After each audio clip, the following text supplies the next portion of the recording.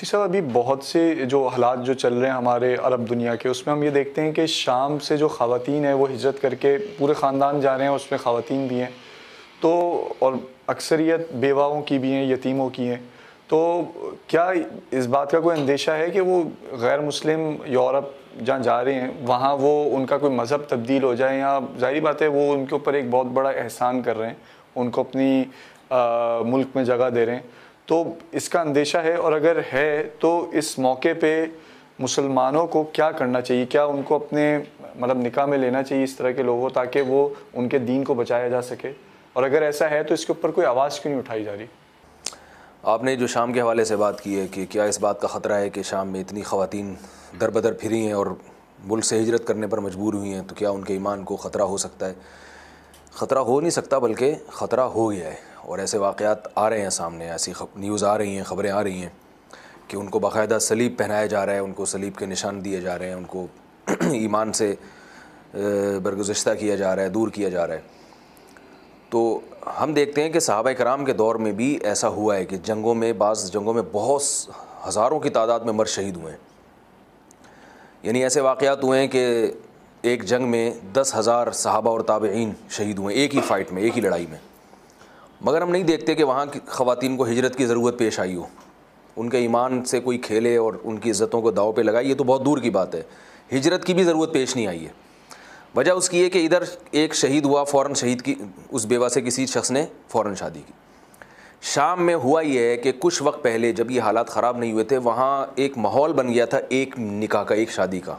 हुकूमती सतह पे भी इसकी हौसला शिकनी की जाती थी 2 शादियों की, और उलमा भी ज़्यादा इसकी तरगीब नहीं देते थे। यही बातें कि भाई वो जैसे हमारे यहाँ जो खानकाही हलक़े हैं तसव्वुफ़ के, उनसे अगर आप 2 शादियों की बात करो तो वो फ़ौरन मिसाल देते हैं हज़रत हकीमुल उम्मा हज़रत मौलाना शरीफ अली थानवी रहमहुल्लाह तरबूज़ को बिल्कुल दरमियान से काट के 2 हिस्सों में डिवाइड करते थे, तो आज कौन है जो बिल्कुल इंच टेप लेके उसको काटेगा?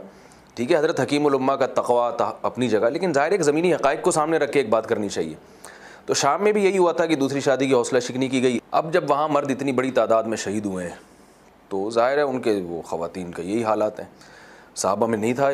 मैं एक छोटा सा वाक़या आपको बताता हूँ। हज़रत अबू बकर रज़ी अल्लाह ताला अन्हु का, बल्कि हज़रत जाफ़र तैयार रज़ी अल्लाह ताला अन्हु, जब वो ग़ज़वा मूता में शहीद हुए, उनकी 4 ज़ौजात थीं। तो हज़रत अस्मा जो उनकी एक ज़ौजा थी, उनकी तरफ निकाह का पैगाम भेजा हज़रत अबू बकर ने भी और हज़रत अली ने भी। उन्होंने हज़रत अली के पैगाम को मुस्तरद किया कि इनकी उम्र कम है, नौजवान है। अबू बकर रज़ी अल्लाह ताला अन्हु के निकाह को उन्होंने कबूल किया। हालांकि हज़रत अबू बकर के निकाह में पहले से ज़ौजा मौजूद थी। हज़रत अबू बकर के इंतकाल के बाद फिर हज़रत अली ने दोबारा पैगाम निकाह भेजा है। हालांकि हज़रत अली के निकाह में पहले से ज़ौजा मौजूद थी, हज़रत फ़ातिमा का इंतकाल हो चुका था। अब हज़रत अस्मा ने इस पैगाम निकाह को कबूल किया। तो देखें क्या हो रहा है कि शहादत भी हो रही है, मौत भी हो रही है, मगर एक औरत पहले जाफ़र तैयार रज़ी अल्लाह अन्हु के निकाह में है, वो भी कौम के सरदार कुरैशी, फिर अबू बकर के निकाह, फिर हज़रत अली का निकाह। तो हम उस माशरे में देख रहे हैं ना किसी शहीद की बेवा को हिजरत की ज़रूरत पड़ रही है, ना रोज़गार की ज़रूरत पड़ रही है, और ना किसी शख्स की मौत की वजह से एक औरत परेशान हो रही है। एक से बढ़कर एक पैगाम आ रहा है उसकी तरफ। तो शाम में जो ख़वातीन के हालात ख़राब हुए हैं उसकी एक बहुत बड़ी वजह ये है।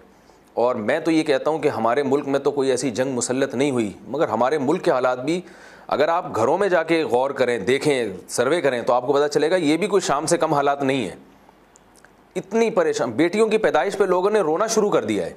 लड़की पैदा होती है तो लोग कहते हैं एक टेंशन, एक सिवाय एक अजाब और एक मुसीबत के और कोई, क्योंकि आपने तालीम देनी है, लड़की को पढ़ाना भी है, तालीम भी देनी है, और इस सारी तालीम को कैश आपका बेटी का ससुराल करेगा, वालिदैन को इसका कोई फ़ायदा नहीं होगा।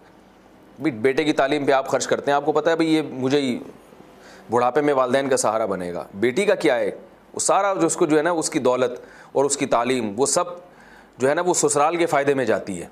और वो भी जब है कि जब उसको ससुराल नाम की कोई चीज़ मिल भी जाए, वरना वो सारी ज़िंदगी बेचारी धक्के खाती फिरती है। इसकी मिसाल हमारे माशरे में कि लड़की पैदा होती है, माँ खुद रोती है, माँ खुद रो रही होती है। मैंने खुद अपनी आंखों से देखा। अगरचे अल्लाह का शुक्र है अभी हमारे दीनदार तबके में ये इतना कॉमन नहीं हुआ है।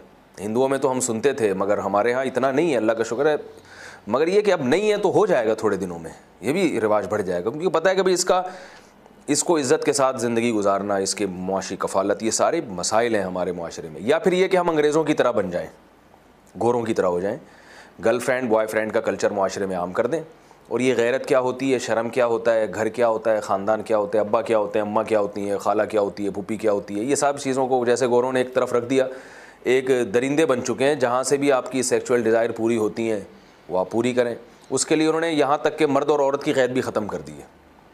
भाई इंसान है, एक ह्यूमन राइट्स है कि अगर आप बोलते हुए भी हमें अच्छा नहीं लगता, यानी मेल टू मेल और फीमेल टू फीमेल, अगर हम ऐसे दरिंदे बन सकते हैं तो फिर तो ठीक है, इस मुआशरे को हम, इस कल्चर को हम कबूल करें। और अगर हम ये नहीं करते, हम ये चाहते हैं कि एक इस्लाम ने जो एक निज़ाम दिया है, जो फ़ितरत ने एक निज़ाम दिया है, एक खूबसूरत